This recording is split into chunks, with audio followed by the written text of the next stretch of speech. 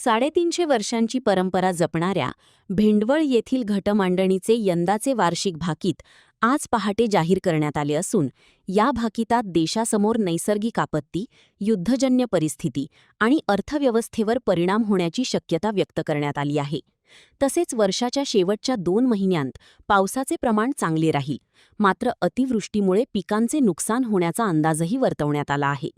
दरवर्षीप्रमाणे अक्षय तृतीया पूर्वसंध्येला भेंडवळ येथे पारंपरिक पद्धतीने घटमांडणी केली जाते. यामध्ये शेतामध्ये खड्डा खोदून त्यामध्ये मातीचे मडके ठेवले जाते. या मडक्यात पाणी आणि विविध पदार्थ ठेवले जातात.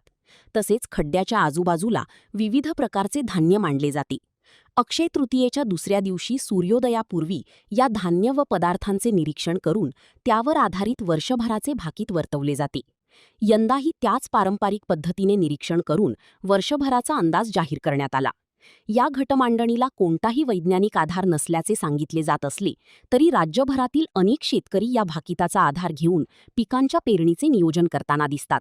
त्यामुळे दरवर्षी मोठ्या संख्येने नागरिक आणि शेतकरी भाकीत ऐकण्यासाठी येथे उपस्थित राहतात. यावर्षी पिकाची परिस्थिती हे साधारण राहील, पण बऱ्याचशा ठिकाणी नासाडी होईल. कारण 3रा आणि 4थ्या महिन्यात जो पाऊस जास्त दाखवला त्यामुळे नासाडी होईल. पहिल्या महिन्यात जो आहे तो सार्वत्रिक पेर होणार नाही, कमी अधिक पाऊस पडेल. 2ऱ्या महिन्यात मात्र पेर होईल, साधारण आहे तो, आणि अवकाळी पाऊस सुद्धा भरपूर आहे. त्यामुळे पीक परिस्थिती जी आहे ही साधारणतः राहील. त्याच्यात तुरीचं पीक, हरभऱ्याचं पीक, गव्हाचं पीक हे चांगले दाखवतात. कपाशीचं पीक पण चांगलं आहे. अजून जे दुसरे फारसं काही एवढं हे नाही.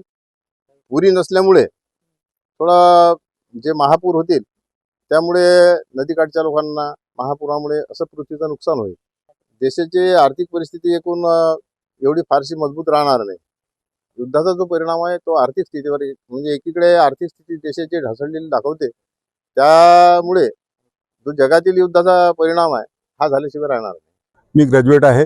35 वर्षाचा माझा इथला अनुभव आहे. त्यानुसार मी इथल्या अनुभवावरून जे काही भाकीत वर्तवल्या जाते त्या दृष्टीने मी सोयाबीन, तूर या पिकाचा उत्पादक आहे. त्याचं मी नियोजन करत असतो. यावर्षीचा जो पावसाळा हा सुरुवातीच्या महिन्यात कमी सांगितला आहे, त्याच्यामुळे आमची जमीन भारी असल्यामुळे तिथे आम्ही जूनमध्ये पेरणीची घाई करणार नाही. पूर्ण ओल झाल्याशिवाय पेरणी करणार नाही. जुलैमध्ये सार्वत्रिक पाऊस सांगितल्यामुळे जुलैमध्ये आमच्याकडे पेरणी होण्याची शक्यता आहे. तसंच मागचा पाऊस अवकाळी पाऊसही जास्त सांगितलेला आहे.